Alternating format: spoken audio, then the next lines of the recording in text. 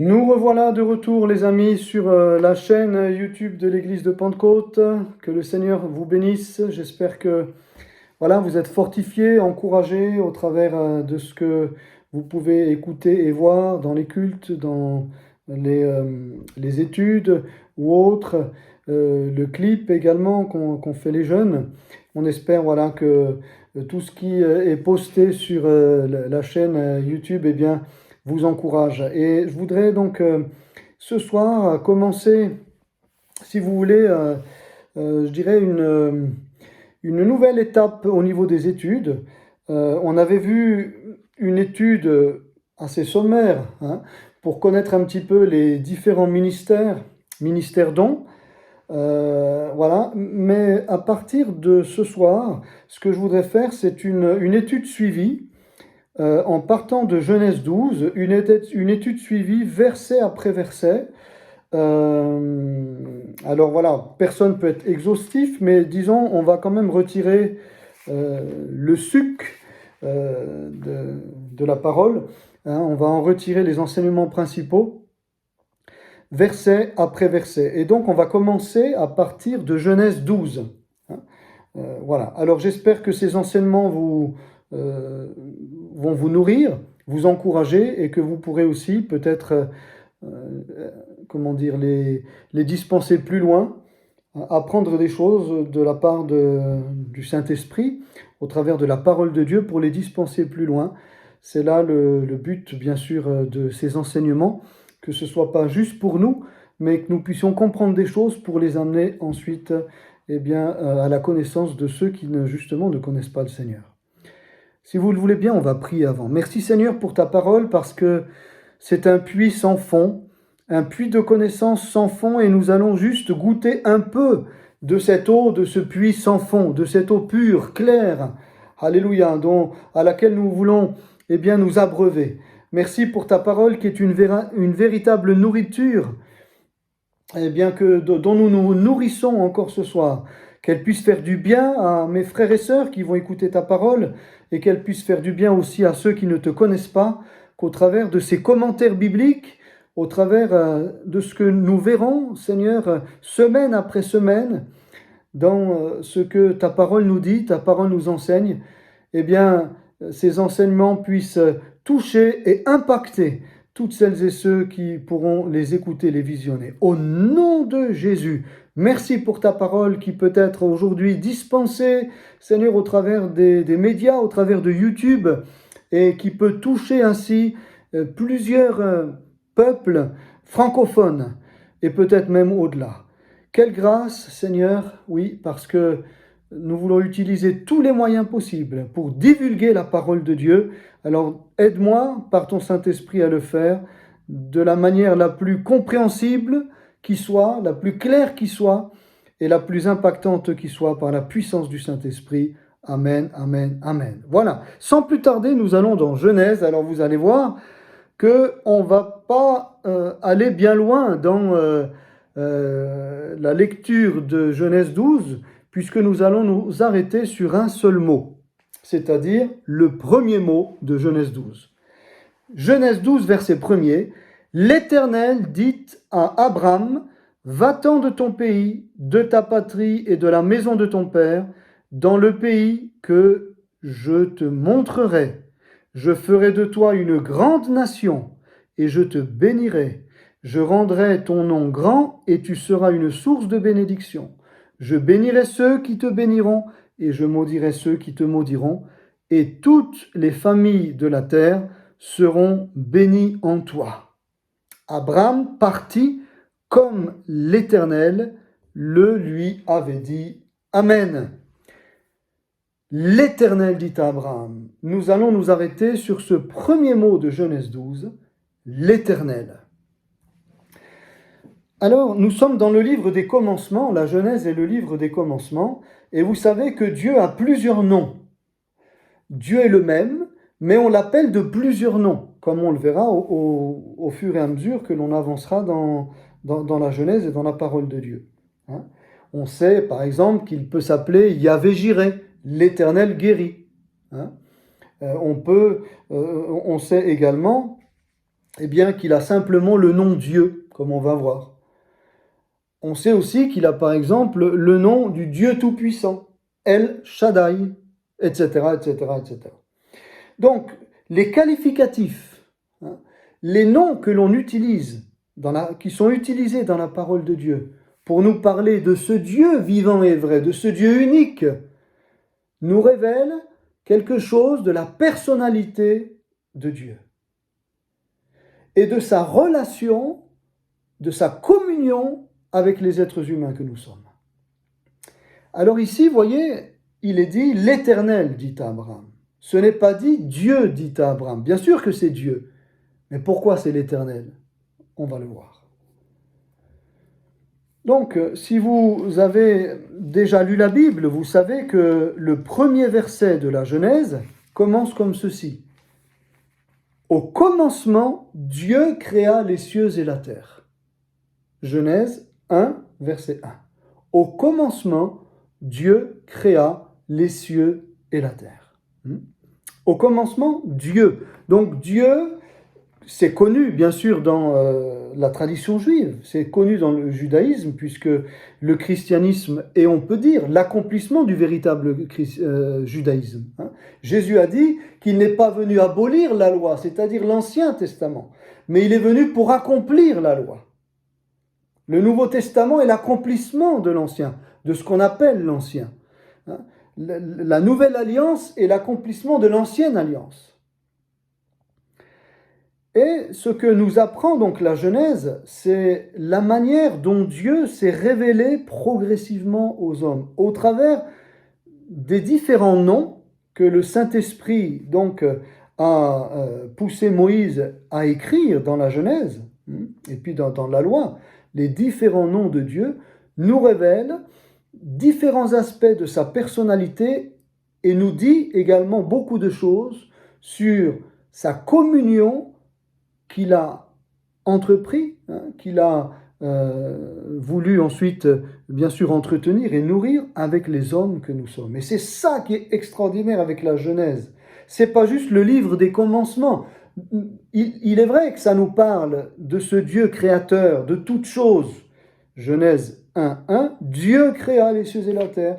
Dieu, comme ce premier verset l'indique, ce nom de Dieu, El, ça veut Elohim, Dieu nous révèle ce Dieu créateur. Mais Dieu n'est pas que Dieu créateur. On voit que dans Genèse 2, donc un chapitre plus loin, Genèse 2, verset 5, alors que pendant tout ce temps, il n'est dit dans la parole que c'était Dieu à chaque fois, Dieu qui fait, Dieu qui voit, Dieu qui agit, etc., etc. Et puis, Genèse 2, verset 5, ça nous est dit, lorsque l'Éternel Dieu fit la terre et les cieux, aucun arbuste des champs n'était encore sur la terre, et aucune herbe des champs ne germait encore. Car l'Éternel Dieu n'avait pas fait pleuvoir sur la terre, et il n'y avait point d'homme pour cultiver le sol. Ici, en fait, nous voyons que nous passons d'un Dieu créateur à un Dieu qui n'est pas simplement créateur, mais un Dieu qui est aussi un Dieu interlocuteur. Pourquoi? Parce que dans Genèse 3, verset 8, donc encore un chapitre plus loin, on avance, Genèse 3, verset 8, donc Adam et Ève ont été créés, n'est-ce pas?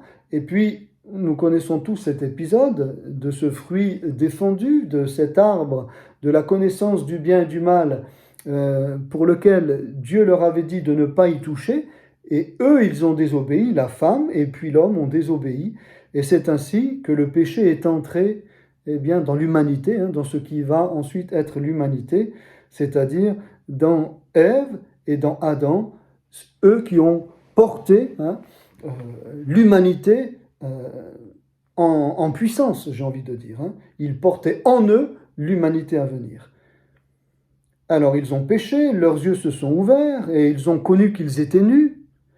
Et alors ils ont cousu des feuilles de figuier et ils s'en firent des ceintures. Voilà.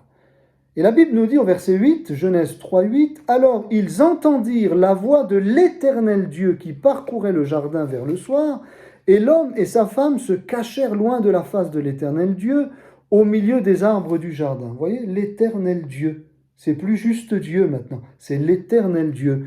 Et, terme eh bien, qui n'apparaissait pas auparavant. Voyez, hein? Voilà.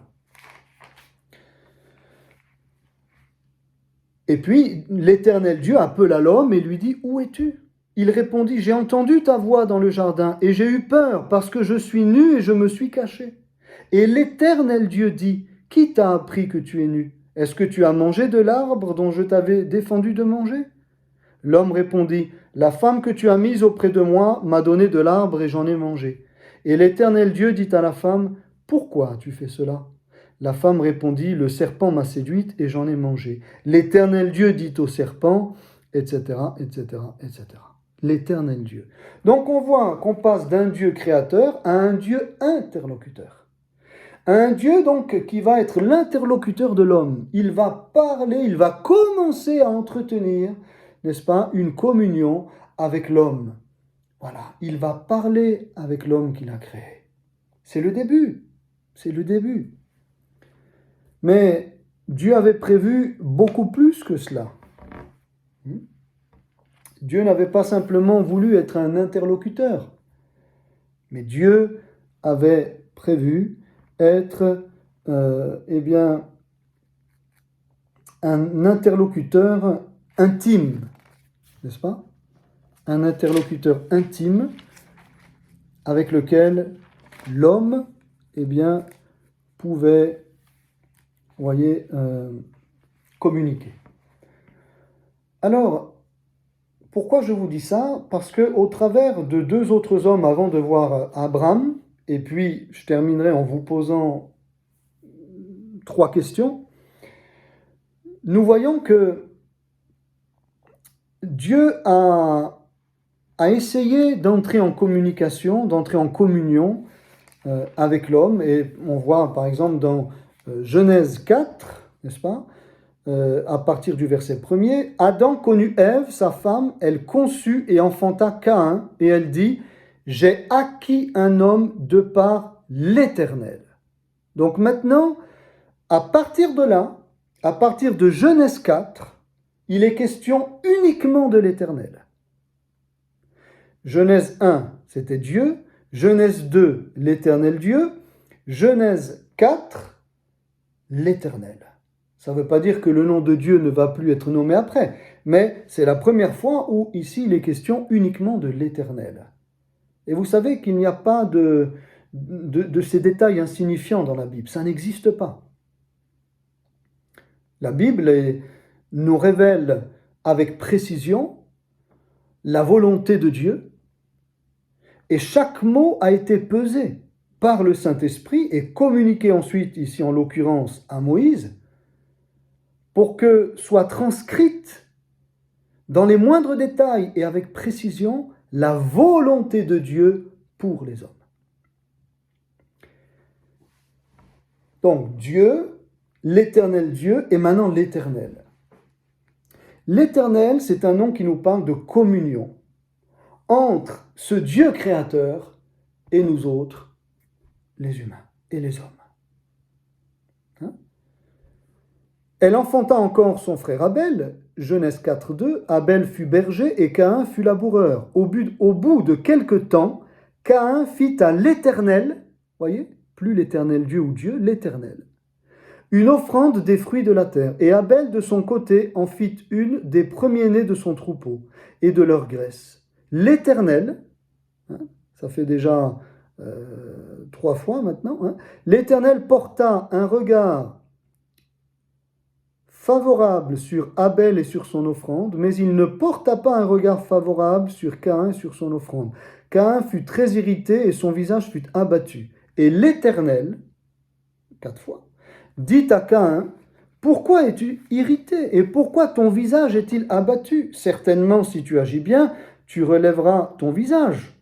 Et si tu agis mal, le péché se couche à la porte et ses désirs se portent vers toi. Mais toi, domine sur lui.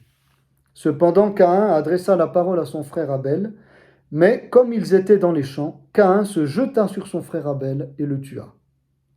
L'Éternel dit à Caïn, où est ton frère Abel? L'Éternel dit à Caïn. Il répondit, je ne sais, suis-je le gardien de mon frère? Et Dieu dit, voyez, maintenant réapparaît le nom de Dieu, et Dieu dit, qu'as-tu fait? La voix du sang de ton frère crie de la terre jusqu'à moi. Maintenant tu seras maudit de la terre qui a ouvert sa bouche pour recevoir de ta main le sang de ton frère. Quand tu cultiveras le sol, il ne te donnera plus sa richesse. Tu seras errant et vagabond sur la terre. Caïn dit à l'Éternel, et pas à Dieu, Caïn dit à l'Éternel, bien sûr que c'est Dieu, vous avez compris ce que je disais tout à l'heure. Caïn dit à l'Éternel, mon châtiment est trop grand pour être supporté. Voici, tu me chasses aujourd'hui de cette terre, je serai caché loin de ta face, je serai errant et vagabond sur la terre, et quiconque me trouvera me tuera. L'Éternel lui dit, si quelqu'un tuait Caïn, Caïn serait vengé cette fois. Et l'Éternel mit un signe sur Caïn pour que quiconque le trouverait ne le tue point. Amen. Voilà. Je voulais juste relever cela. Le discours qu'a eu l'Éternel avec Caïn. C'est un discours, c'est une certaine communion, mais c'est une communion, une communication qui a été véritablement refusée par Caïn. Parce que si Caïn avait accepté cette communion avec Dieu, cette communion avec l'Éternel, celui qui est, qui était, qui est, qui sera, celui qui est, qui était, qui sera, le je suis, ce fameux je suis, l'Éternel, je suis celui qui est, qui était et qui sera, l'étant. Cette communion, il ne l'a pas voulu Caïn avec Dieu. Et force est de constater que c'est encore le cas aujourd'hui, comme on verra tout à l'heure. Qui veut vraiment une communion avec Dieu? Donc, ce n'est pas juste un Dieu créateur qui se suffit à lui-même, mais c'est un Dieu créateur et interlocuteur qui a voulu créer un vis-à-vis. L'homme a été créé à l'image de Dieu. On aura l'occasion de revoir ces points-là. À son image, Dieu voulait un vis-à-vis, c'est extraordinaire, franchement. Que Dieu veuille avoir avec nous une véritable communion. Et comme Caïn, il y en a qui n'en veulent pas. Ils ne veulent pas de communion avec ce seul Dieu unique et vrai. Parce qu'il n'y a pas deux dieux, il y en a un seul. Il y a beaucoup de démons, mais il y a un seul Dieu, comme il y a un seul diable. Il y a beaucoup d'anges, mais il y a un seul Dieu. Et ce Dieu, bien sûr, s'est révélé en Jésus-Christ. Il est venu nous dire qui il est, de manière parfaite, quand il s'est manifesté en Jésus-Christ, quand il s'est révélé en Jésus-Christ il y a 2000 ans, en Israël, parmi un peuple, le peuple juif, le peuple hébreu. Mais on va doucement parce que Dieu s'est révélé dans l'histoire de manière progressive. Il s'est révélé de manière progressive à l'homme. Donc Caïn a refusé cette communion. Mais on va un petit peu plus loin. On voit que l'Éternel a trouvé quelqu'un qui voulait, n'est-ce pas, une communion avec Dieu. On voit dans Genèse 6, donc les hommes ont péché, n'est-ce pas? Et puis va arriver le temps du déluge. Ils se sont multipliés et ils ont péché, continué de pécher. Et va arriver donc le temps du déluge où le Seigneur va faire comme un reset, il va remettre à zéro l'humanité. Et c'est dit dans Genèse 6, verset 5, « L'Éternel vit que la méchanceté des hommes était grande sur la terre et que toutes les pensées de leur cœur se portaient chaque jour uniquement vers le mal. L'Éternel se repentit d'avoir fait l'homme sur la terre et il fut affligé en son cœur. » Bien sûr, ce sont des métaphores. C'est ici une personnification, n'est-ce pas, extraordinaire, de ces caractéristiques propres à l'homme. Voilà. Dieu est affligé, Dieu se repent. Ouais, c'est comme une personnification. Hein, voilà. On se reconnaît, on comprend, puisque le mal à nous aussi nous afflige. Hein, voilà. Mais ici, la Bible nous fait comprendre que si nous avons été créés à l'image de Dieu, Dieu aussi a des sentiments, Dieu aussi a des émotions, Dieu aussi a des réactions. Et là, sa réaction, c'est vraiment, il est affligé de voir ce que sa créature a fait alors qu'il l'avait créée parfaite. Il lui avait laissé le libre, bien sûr, le libre arbitre, le choix de décider. Et ça, c'est le plus beau cadeau que Dieu ait fait à l'homme, de décider. Il n'a pas fait de nous des robots. Et donc, l'homme a choisi de désobéir à Dieu. Et non seulement Ève et Adam, ensuite, vous voyez, ils se sont multipliés. Et puis, lorsque la terre était remplie d'êtres humains, d'hommes et de femmes, voilà ce que la Bible nous dit, le constat. Alors, Genèse 6, verset 7 nous dit, « Et l'Éternel dit, j'exterminerai de la face de la terre l'homme que j'ai créé, depuis l'homme jusqu'au bétail, aux reptiles et aux oiseaux du ciel, car je me repens de les avoir faits. » Et puis au verset 8, « Mais Noé trouva grâce aux yeux de l'Éternel. » Vous voyez, on a l'Éternel, comme tout à l'heure avec Caïn. Trouva grâce aux yeux de l'Éternel. Et si on va au chapitre 7, verset 1, il nous est dit, « L'Éternel dit à Noé, entre dans l'arche, toi et toute ta maison, car je t'ai vu juste devant moi parmi cette génération. » Donc on voit que Noé n'était pas comme les autres. Il a eu 3 fils, Sem, Cham et Japheth, qui se sont mariés avec 3 femmes dont la Bible ne nous dit pas le prénom, le nom, et qui elles aussi, en tous les cas, parmi cette génération méchante, perverse, ont accepté le message de Noé, c'est-à-dire que Dieu allait détruire la terre et qu'il fallait donc se préparer à entrer dans l'arche. Ils l'ont tous rejeté. Comme je dis souvent, Noé est le personnage historique qui est le plus encourageant pour les évangélistes. Parce qu'alors, il a prêché pendant des années, n'est-ce pas, hein, voilà. Maximum 100 ans, nous dit la Bible, peu importe ces détails-là. En tout cas, pendant toute une génération, le voilà qu'il a prêché. Et résultat des courses, on peut dire, mais quel piètre évangéliste. Résultat des courses, piètre évangéliste, il a déjà gagné Sem, Cham, Japheth, il a déjà gagné ses enfants. Hein. Alors, piètre évangéliste, pas vraiment. Et il a gagné la femme de Sem, la femme de Cham et la femme de Japheth. Comme nous dit la parole de Dieu, donc sont entrés dans l'arche, ça nous est rappelé aussi dans le Nouveau Testament, au travers de l'apôtre Pierre, sont entrés dans l'arche 8 personnes. Écoutez, ça ne fait pas beaucoup parmi je ne sais combien de personnes qui étaient là répandues sur la surface de la terre, un nombre innombrable de personnes qui étaient là répandues sur la surface de la terre, il y en a seulement 8 qui ont été sauvés, et ça, c'est pas moi qui le dis, c'est la parole de Dieu. Hein?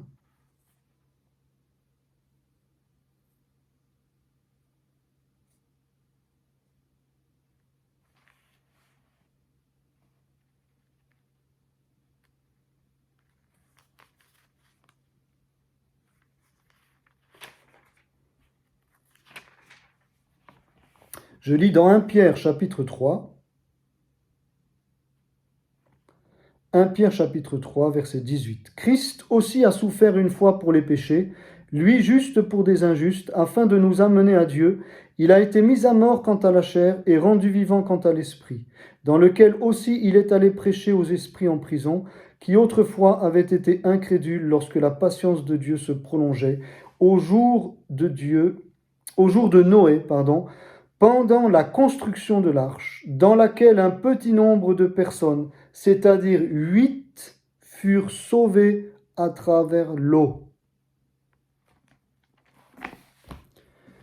Donc si on n'avait pas compris dans l'Ancien Testament que c'est uniquement la famille de Noé plus les belles-filles de Noé qui ont été sauvées, eh bien il n'y a plus de doute dans le Nouveau Testament puisqu'il nous est dit le nombre, 8 personnes.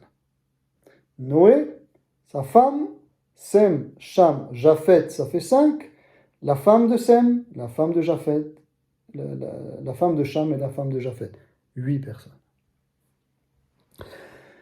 Donc l'Éternel a eu une communion qui a été acceptée, n'est-ce pas, puisque la Bible nous dit que Noé trouva grâce aux yeux de l'Éternel et que il a obéi à Dieu.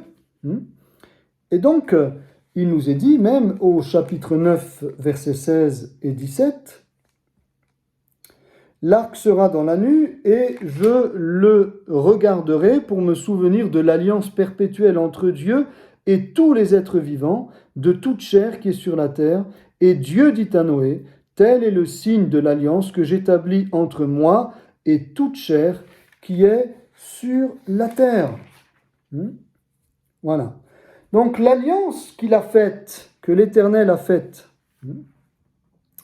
avec Noé et avec sa famille, c'est une alliance, en fait, comme je viens de le lire ici, avec toute l'humanité. C'est-à-dire, cette alliance disait, je ne détruirai plus la terre par l'eau, parce que c'est ce qui s'est passé avec le déluge. Donc le déluge est venu, bien sûr, Noé et sa famille sont entrés dans l'arche, et eux seuls ont été sauvés. Et après cela, donc, Dieu a fait cette promesse qu'il ne détruira plus la terre par l'eau. Et donc, cette alliance entre Dieu et Noé était une alliance entre Dieu et l'humanité. Il ne s'est pas engagé juste avec Noé et sa famille, puisque après son mort, il s'est engagé envers l'humanité de ne plus la détruire par l'eau. Donc, on voit que avec Caïn, la communion entre l'Éternel et Dieu a été refusée. On voit maintenant que la communion entre l'Éternel et Noé a été acceptée, mais qu'elle était limitée, je dirais, à une certaine période, une période qui concernait bien l'avènement d'un jugement. Et donc, il s'est choisi un homme pour tenter de sauver l'humanité au travers de cet homme. Et au moins sa famille a été sauvée, et l'alliance conclue, donc je répète, avec Noé, était une alliance qui s'adressait à la terre entière. Et aujourd'hui, quand vous voyez bien sûr l'arc-en-ciel, eh bien vous vous souvenez de ce que Dieu a dit là. Nous aujourd'hui on le voit, Noé est mort, mais nous on le voit. Et donc cette alliance, elle a été avec Noé, mais elle est avec nous, avec tous les êtres humains, chrétiens et non chrétiens. C'est ça qu'il faut comprendre. Parce que même les non-chrétiens jouissent de cette alliance que Dieu a faite avec Noé, qu'il ne détruira plus la terre. Non, même les non-chrétiens, ils ne seront pas détruits par l'eau, mais par le feu. Donc c'est une alliance qui aujourd'hui, pour nous, est visible. À chaque fois qu'il y a un bel arc-en-ciel, il y a pas longtemps, il y en a eu un magnifique, et puis une de nos filles s'est dépêchée d'aller photographier ce bel arc-en-ciel, mais c'est vrai que c'est extraordinaire.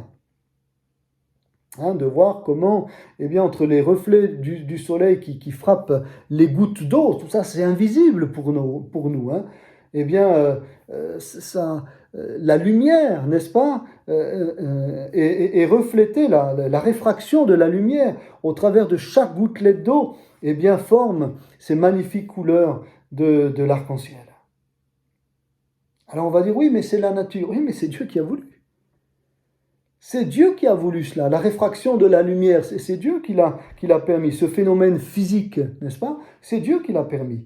Et Dieu nous donne non seulement de pouvoir jouir de ce phénomène physique, mais Dieu nous donne également de pouvoir comprendre ce qu'il signifie, pour nous aujourd'hui. Mais donc, ça n'allait pas plus loin que ça. C'était déjà bien, c'était déjà beaucoup. Noé a marché avec Dieu et Noé a été sauvé avec sa famille. Mais la communion avec Dieu, ce n'est pas la même que celle qu'il a entretenue ensuite, comme on va le voir, avec Abraham. Abraham, donc, c'est une communion. On est passé d'une communion refusée avec Caïn, d'une communion acceptée avec Noé, d'une communion maintenant entretenue avec Abraham. On voit dans Genèse 17, donc Genèse 12, on l'a lu, l'Éternel dit à Abraham, donc il y a vraiment une communion là qui va s'établir personnellement. Et maintenant, dans Genèse 17, verset 1, lorsqu'Abraham fut âgé de 99 ans, l'Éternel apparut à Abraham et lui dit, « Je suis le Dieu Tout-Puissant, marche devant ma face et sois intègre. J'établirai mon alliance entre moi et toi, et je te multiplierai à l'extrême. » Abraham tomba sur sa face et Dieu lui parla en disant, « Voici mon alliance que je fais avec toi. Tu deviendras père d'une multitude de nations. On ne t'appellera plus Abram, mais ton nom sera Abraham, car je te rends père d'une multitude de nations. Je te rendrai fécond à l'extrême, je ferai de toi des nations, et des rois sortiront de toi. J'établirai mon alliance entre moi et toi, et tes descendants après toi, selon leur génération. Ce sera une alliance perpétuelle, en vertu de laquelle je serai ton Dieu, et celui de ta postérité après toi. Je te donnerai et à tes descendants après toi le pays que tu habites comme étranger, tout le pays de Canaan, en possession perpétuelle, et je serai leur Dieu. » Dieu dit à Abraham, « Toi, tu garderas mon alliance, toi et tes descendants après toi, selon leur génération. C'est ici mon alliance que vous garderez entre moi et vous et ta postérité après toi. Tout mâle parmi vous sera circoncis. Vous vous circoncirez et ce sera un signe d'alliance entre moi et vous. À l'âge de 8 jours, tout mâle parmi vous sera circoncis selon vos générations, qu'il soit né dans la maison ou qu'il soit acquis à prix d'argent de tout fils d'étranger, sans appartenir à ta race. On devra circoncire celui qui est né dans la maison et celui qui est acquis à prix d'argent. Et mon alliance sera dans votre chair une alliance perpétuelle. Un mâle incirconcis qui n'aura pas été circoncis dans sa chair sera exterminé du milieu de son peuple. Il aura violé mon alliance. Dieu dit à Abraham, « Tu ne donneras plus à Saraï, ta femme, le nom de Saraï, mais son nom sera Sarah. Je la bénirai et je te donnerai d'elle un fils. Je la bénirai et elle deviendra des nations. Des rois de peuples sortiront d'elle. » Abraham tomba sur sa face, il rit et dit en son cœur, « Naîtrait-il un fils à un homme de 100 ans? Et Sarah âgée de 90 ans, 90 ans pour les Suisses, et Sarah âgée de 90 ans enfanterait-elle? » Et Abraham dit à Dieu, « Oh, qu'Ismaël vive devant ta face. » Dieu dit, « Certainement, Sarah, ta femme, t'enfantera un fils, et tu l'appelleras du nom d'Isaac. J'établirai mon alliance avec lui, avec Isaac, comme une alliance perpétuelle pour sa postérité après lui. Amen. » Voilà, donc tout ça, on aura le temps de le voir. Donc, une alliance ici, maintenant, qui est adressée à Abraham. Et pour faire court, avant de terminer au travers de 3 questions et de donner 3 témoignages, on voit ici que ça va beaucoup plus loin, bien évidemment, que la communion, la communication qu'il a eue avec Caïn, la communication qu'il a entretenue avec Caïn, la communion qu'il a eue avec Noé. Avec Abraham, c'est différent. Parce qu'avec Abraham, il s'agit de 2 choses. Premièrement, la communion avec le peuple juif. La communion avec le peuple hébreu, dans la chair. Les Juifs que nous voyons aujourd'hui vivre en Israël et qui sont encore dispersés parmi les nations. Abraham était âgé et Dieu lui a dit effectivement qu'il aurait un fils qui naîtrait de sa femme âgée et stérile. 2 miracles, âgé et stérile. Et lui aussi, il était âgé, 100 ans. Eh bien, Dieu a confirmé sa promesse. À l'âge de 100 ans pour Abraham et de 90 ans, de 90 ans pour Sarah, ils ont eu, donc Abraham a engendré, Sarah a enfanté un fils du nom d'Isaac, hein, qui signifie en Yitzhak, qui signifie il a ri, hein, il a rigolé, voilà, il a rigolé, il a ri, parce qu'effectivement, que ce soit Abraham comme Sarah, tous les deux ont ri, hein, non pas par incrédulité, mais parce que c'était tellement grand. Jamais la Bible nous dit qu'Abraham et Sarah ont été incrédules. Jamais ça nous est dit. Ni dans l'Ancien, ni dans le Nouveau Testament. Hein. Voilà. Il est dit, pourquoi donc Sarah a-t-elle ri en disant, est-ce que vraiment j'aurai un enfant, moi qui suis vieille? Y a-t-il quelque chose qui soit étonnant de la part de l'Éternel? Au temps fixé, je reviendrai vers toi à cette même époque et Sarah aura un fils. Sarah mentit en disant je n'ai pas ri, car elle eut peur. Mais il dit au contraire, tu as ri. Il lui a pas dit qu'elle n'a pas cru. Il a dit, y a-t-il quelque chose qui soit étonnant de la part de l'Éternel? Ça veut dire que c'était tellement grand qu'ils ont ri. Mais moi qui suis âgé, à 90 ans, enfanté, pas d'incrédulité, mais d'étonnement. C'est pour ça qu'il lui dit, est-ce qu'il y a quelque chose qui soit étonnant de la part de Dieu? Hein? Comme quand, effectivement, on vous annonce une nouvelle, vous êtes là, vous rigolez. Hein? Non pas que vous doutez, vous savez certainement que dans votre cœur c'est vrai, mais c'est tellement grand, comme quand Jésus est ressuscité. Hein? La Bible nous dit que dans leur joie, ils ne croyaient point encore. Hein? Je vous lis ce texte assez interpellant. Voilà. Ah, la parole de Dieu, c'est quelque chose. Hein? C'est quelque chose.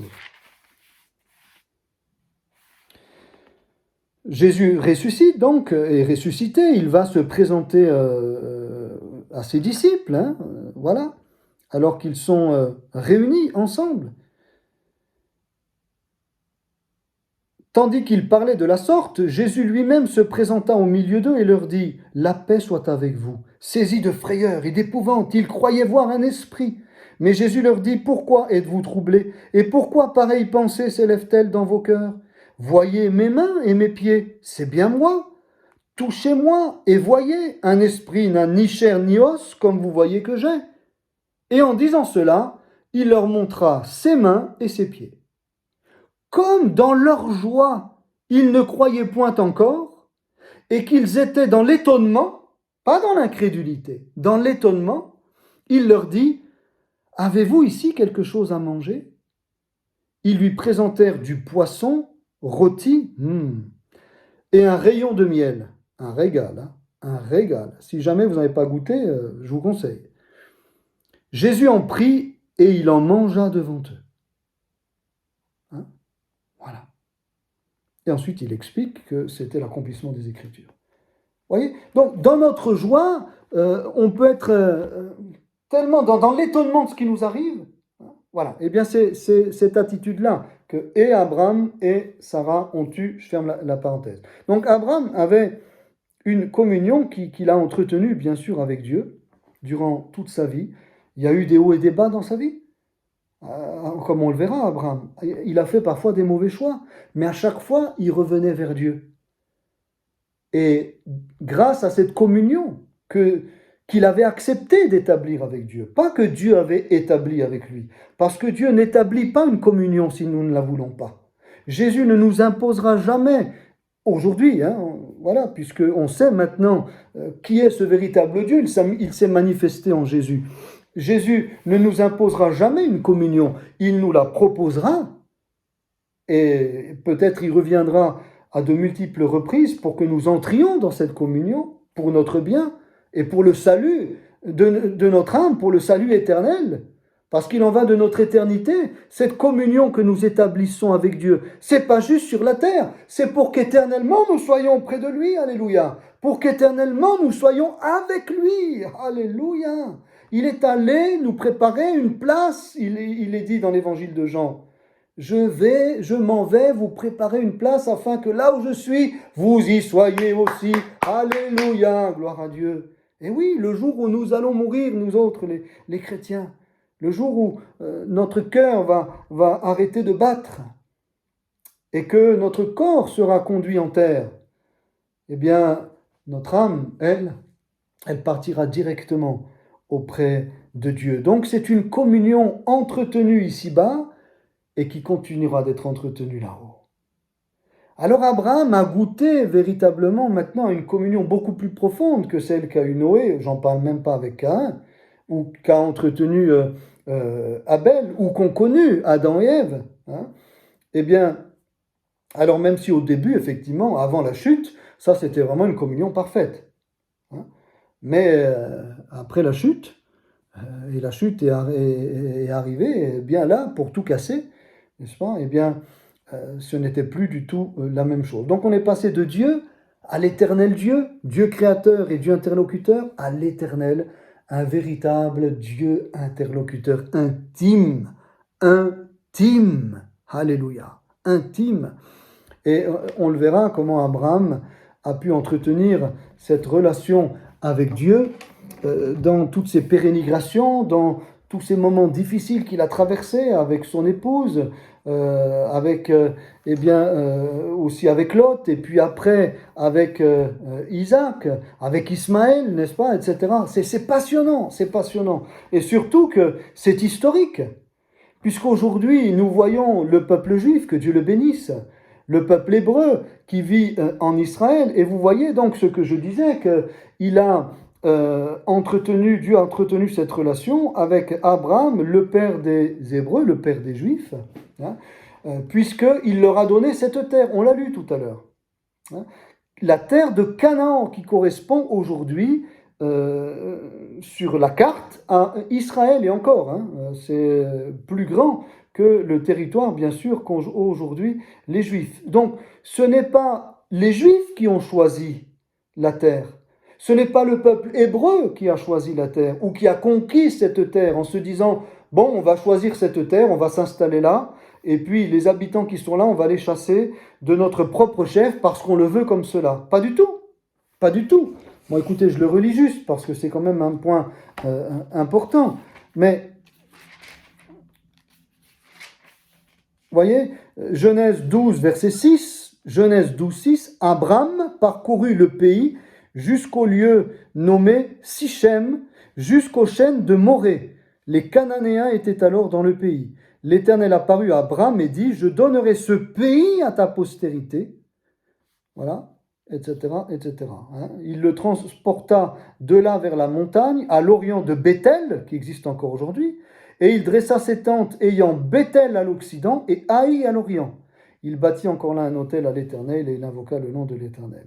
Quand Dieu lui a dit de partir, hein, il lui a dit, donc on regarde Genèse 12, 4, Abraham partit comme l'Éternel le lui avait dit, et Lot partit avec lui. Abraham était âgé de 75 ans lorsqu'il sortit de Charan. Charan, en Mésopotamie, l'actuel Irak. Abraham prit Saraï, sa femme, et Lot, fils de son frère, avec tous les biens qu'ils possédaient et les serviteurs qu'ils avaient acquis à Charan. Charan, pardon, c'est l'actuelle Syrie. Il venait de Babylonie, hein, d'Irak, mais là, ça faisait partie, bien sûr, ça faisait partie de l'empire babylonien, hein, toujours la Syrie, mais là, Charan, c'est en Syrie, pardon. Hein. Il est venu d'Ur en Chaldée. Ur en Chaldée, c'est l'actuel Irak. Ils partirent donc pour aller dans le pays de Canaan, et ils arrivèrent au pays de Canaan. Donc, dès le début, ça nous est dit clairement qu'ici, Dieu se révèle de manière intime à Abraham et à un peuple pour lui donner une terre. La terre n'appartient pas aux chrétiens, elle appartient aux juifs. La terre n'appartient pas aux arabes, elle appartient aux juifs. La terre n'appartenait pas, vous voyez, même les croisés ont essayé de s'installer, etc. Dieu n'a jamais accordé la bénédiction à ceux qu'ont fait les croisés, au XIe, XIIe siècle, etc. Cette terre, depuis le début, la Genèse, c'est le début, c'est le livre des commencements, a été donnée à Abraham et Sarah, qui sont devenus Abraham, Sarah, et ils ont eu dans leur vieillesse Isaac, et c'est de cette postérité-là d'Isaac, c'est-à-dire d'Abraham et de Sarah, du miracle de Dieu, ils étaient âgés et Saraï était stérile. De ce miracle-là est né Isaac. Ishmaël n'est pas né d'un miracle. Ishmaël est né de l'union d'Abraham et d'Agar, la servante égyptienne. Et de ce miracle-là, il y a une postérité qui est née. La postérité dans la chair a donné donc les Juifs, les Hébreux. C'est pourquoi cette terre, on aura beau tout faire. Quand je dis on, pas nous, nous autres chrétiens ou juifs messianiques, mais parce que nous reconnaissons les uns et les autres, que ce soit les juifs messianiques bien évidemment, comme les chrétiens, que cette terre a été donnée au peuple juif et à personne d'autre. Mais quand je dis on, je parle du monde.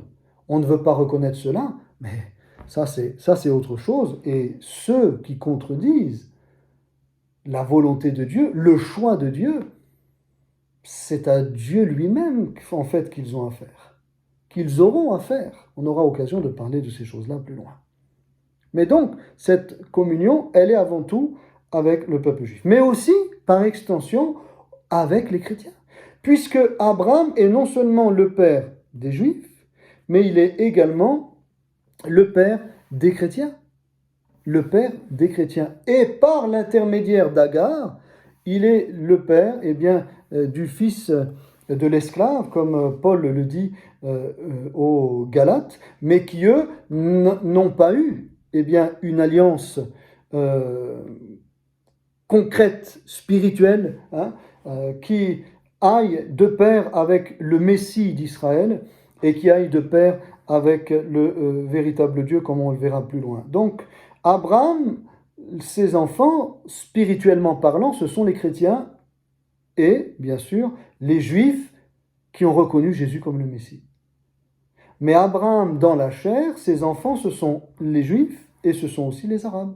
Par l'intermédiaire de la servante Agar et d'Ishmaël, ce sont les Arabes. Par l'intermédiaire, bien sûr, du fils de la promesse, Abraham et Sarah qui ont eu Isaac, ça a amené cette postérité-là, et la postérité messianique qui a conduit à amener Jésus, le Sauveur, n'est-ce pas? Voilà. Et c'est au travers des Juifs que nous est venu le salut, et non pas au travers des Arabes, au travers des Juifs. La postérité qui a amené le salut et qui amène le salut à l'humanité, ça a été dans l'Ancien Testament les Juifs jusqu'à la révélation de Jésus, et puis à partir de Jésus, des Juifs messianiques, des Juifs qui ont reconnu Jésus, et bien sûr des chrétiens, puisque tous les chrétiens au début étaient Juifs. Ceux qu'on appelle aujourd'hui chrétiens, c'était des Juifs. Chrétien, ça veut dire oint, ceux qui ont reçu l'onction. C'est ça que ça veut dire chrétien. Donc, c'est important de réaliser cela. Et donc, cette communion avec le vrai Dieu, aujourd'hui, alors dans l'Ancien Testament, elle est avec les Juifs, et puis depuis la venue de Jésus, maintenant, cette communion, elle n'est plus uniquement en passant par le peuple juif, mais en passant par le Messie des Juifs. Et donc, si on ne reconnaît pas que Jésus est le Messie des Juifs, on ne peut pas entrer dans cette communion, puisque maintenant la révélation, comme je disais tout à l'heure, était progressive. Et maintenant, il y a 2000 ans, donc déjà, qui ont passé, cette révélation de Dieu a passé par Jésus le Messie, Jésus le Fils de Dieu. Et c'est pourquoi je disais les Juifs messianiques et les chrétiens, et pas juste les Juifs maintenant. Avant, c'était avec les Juifs, et la révélation étant devenue parfaite en Jésus, Jésus est venu nous révéler qui est Dieu au travers de sa personne, Dieu Emmanuel, Dieu au milieu de nous, au travers du Messie, au travers de la personne de Jésus, du Fils de Dieu qui est venu nous visiter. Alors, cette communion, maintenant, on peut l'avoir. Oui, un juif messianique, c'est-à-dire un juif qui a reconnu Jésus comme le Messie et comme son sauveur personnel, parce qu'on ne peut plus être sauvé au travers des sacrifices, tout ça c'est terminé, c'est fini, c'était pour une période déterminée, n'est-ce pas? Mais le seul sacrifice qui a été accepté, qui est accepté aujourd'hui aux yeux de Dieu, c'est le sacrifice de Jésus-Christ à la croix, il y a 2000 ans. Donc vous voyez qu'il y a révélation progressive. Et c'est pourquoi c'est important d'entrer dans la communion intime avec Dieu, pour entrer dans cette révélation, effectivement, qui a été progressive, mais qui en Jésus est devenue parfaite, Et maintenant, nous n'avons plus eu depuis Jésus de révélation progressive à acquérir et à attendre. En Jésus-Christ, la loi a été accomplie, c'est fini. Nous avons eu la révélation parfaite. Et c'est pourquoi, eh bien, la parole de Dieu, la révélation de Dieu aux hommes au travers des écrits s'arrête à l'Apocalypse. C'est terminé. Après, quel que soit le livre, quelles que soient les traditions, quels que soient les écrits, ce n'est plus la parole de Dieu, ce n'est plus la révélation de Dieu aux hommes. Dieu s'est révélé en Jésus. Pour entrer dans cette révélation maintenant, il faut entrer en contact avec le Dieu de la révélation, avec Jésus-Christ, avec Jésus de Nazareth, celui qui est mort sur la croix et qui est ressuscité le troisième jour, comme il l'avait dit, qui est monté à la droite de Dieu et qui nous attend, n'est-ce pas, juifs, messianiques et chrétiens, pour passer l'éternité avec lui. Alors, si tu n'es pas encore entré dans cette alliance, c'est la question que je te pose. Qui est Dieu pour toi? Pourquoi ce message sur la Genèse finalement? Qu'est-ce qu'il nous dit de ce premier mot de Genèse 12? Qu'est-ce que ça nous dit ce premier mot de Genèse 12? L'Éternel dit à Abraham, l'Éternel. Première question, qui est Dieu pour toi? Est-ce que c'est simplement le Créateur, comme on a vu, Genèse 1.1, au commencement, Dieu créa les cieux et la terre? Est-ce que c'est un interlocuteur lointain, comme on a vu avec, avec Adam et Ève, vous voyez? C'était un interlocuteur, mais ça restait quand même lointain. Hein? Une fois qu'ils ont péché, bien évidemment, parce qu'avant, ils avaient une communion parfaite avec Dieu. Mais ensuite, une fois qu'ils ont péché, nous sommes aujourd'hui héritiers. Nous avons hérité, aujourd'hui, de cette nature pécheresse. Nous sommes les héritiers d'Adam et Ève. Hein, les descendants d'Adam et Ève. Et donc, la postérité d'Adam et Ève. Et donc, nous pouvons connaître Dieu comme Adam et Ève l'ont connu, c'est-à-dire un Dieu lointain, qu'ils fuyaient parce qu'ils avaient péché. Alors Dieu posait des questions, pourquoi tu fuis, etc. Parce qu'on sait qu'on est nu, alors on s'est caché, on a peur. Et l'homme sans Dieu, il passe sa vie à fuir Dieu. Regardez ce que fait l'homme. Il passe sa vie à fuir Dieu. À fuir Dieu. Est-ce que tu es dans ces cas-là un interlocuteur lointain? Je donne un témoignage de cela. Il y avait une femme qui s'appelle Esther Gulshan. Esther Gulshan. Gulshan. Une Pakistanaise qui est née paralytique. Elle vivait chez elle dans une famille musulmane orthodoxe, avec une tradition de religion, dans la religion musulmane. Et bien sûr, elle ne pouvait pas marcher, elle était paralytique.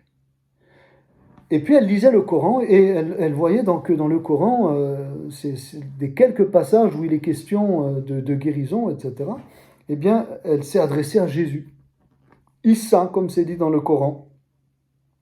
Elle, pakistanaise chez elle, enfermée chez elle, recluse chez elle, handicapée, elle s'est adressée à ce Issa, à ce Jésus, dont il y a quelques notions comme ça dans le Coran.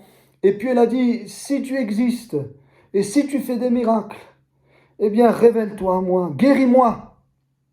Et le Seigneur Jésus lui-même est venu la visiter, et Jésus lui-même est entré dans sa chambre, et a guéri Esther Gulshan. Elle s'est mise debout, elle a été totalement guérie. Bien évidemment, ses parents sont venus, ont constaté cela.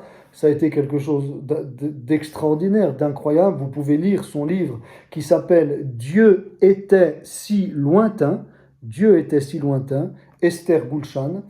Et bien sûr, elle a été persécutée, elle a dû fuir ensuite le Pakistan, mais aujourd'hui, je ne sais plus encore si aujourd'hui, en 2024, peut-être, mais en tout cas, pendant des années, elle a donné son témoignage, et vous pouvez lire son livre, un témoignage extraordinaire. Dieu était si lointain, c'était un interlocuteur lointain, mais en Jésus, il est devenu son interlocuteur intime. Avec un fait clair et net, de paralytique qu'elle était, elle a marché, et elle est devenue une personne tout à fait en bonne santé. Alléluia. Qui est Dieu pour toi? Un créateur? Qui est Dieu pour toi? Un interlocuteur lointain? Qui est Dieu pour toi? Un interlocuteur intime? Deux témoignages. Ce témoignage vient du pasteur Yvan Carluet d'Emelka, qu'il a donné il n'y a pas longtemps dans un magnifique message. Et je me permets de reprendre ce témoignage que j'ai trouvé extraordinaire.